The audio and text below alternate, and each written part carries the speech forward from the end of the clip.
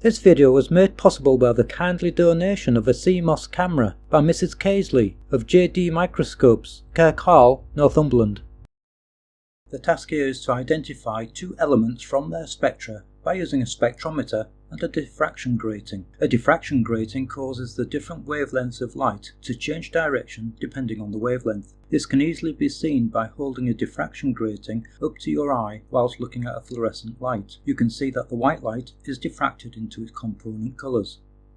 The spectrometer itself allows the diffracted angles to be measured. Astronomers use the spectrometer to identify the elements present in stars and galaxies, as well as compounds found in nebulae. Usually by looking at hydrogen absorption lines, astronomers have been able to understand, for example, how stars produce their energy, nuclear fusion, and the origins of the universe, the Big Bang Theory. The task here is to identify two elements from their spectra by using a spectroscope and a diffraction grating.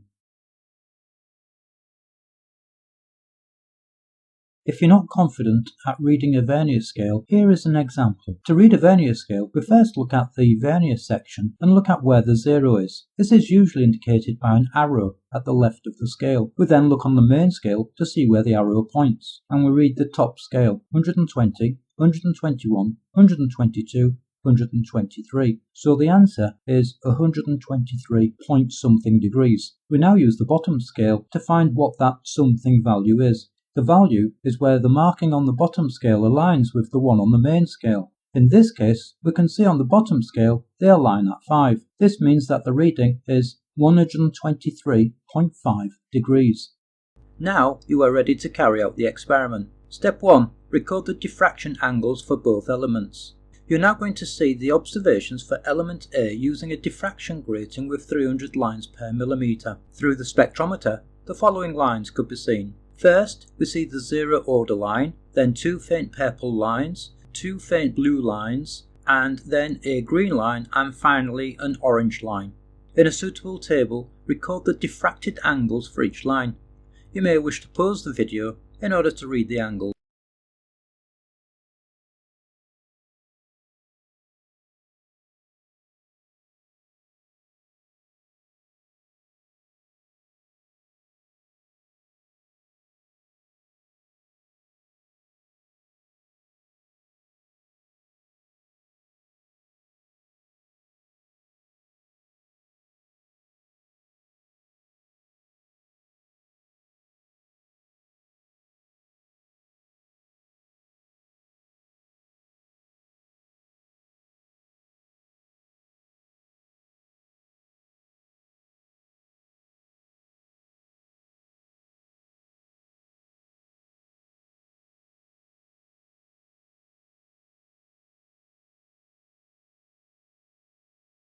Element B was also observed using a 300 line per millimetre grating. Through the spectrometer, the zero order could be seen, and then changing the spectrometer angle, a faint purple line could be seen, followed by a deep blue line and a light blue line, a green line, and then just to the right of that, a faint green line, and finally a red line. Now record the diffracted angles for each line for element B.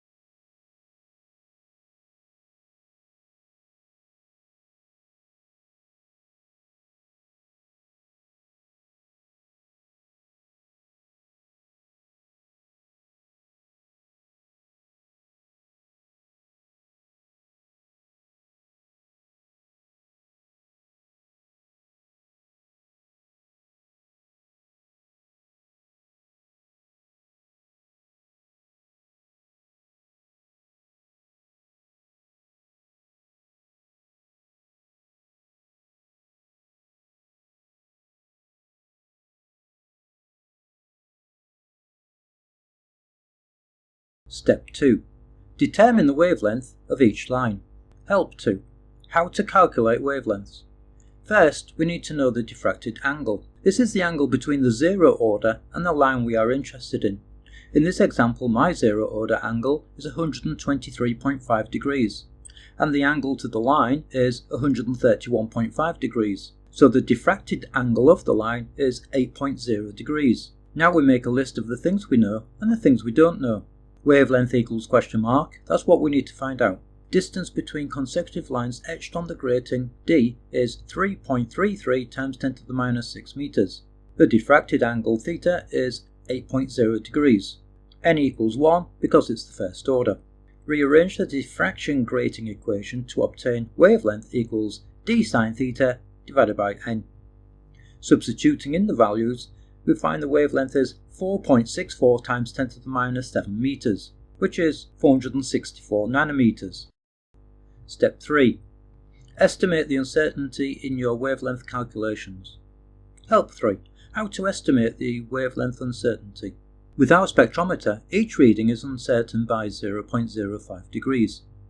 Since we take 2 readings, then our angle is uncertain by 0.1 degrees. Hence, from our previous help example, our angle could be in the range of 7.9 to 8.1 degrees. Substituting these values into the diffraction grating equation, we get that the smallest wavelength could be 458 nanometers and the largest value could be 470 nanometers. This means that the wavelength is 464 nanometers with a range of 6 nanometers.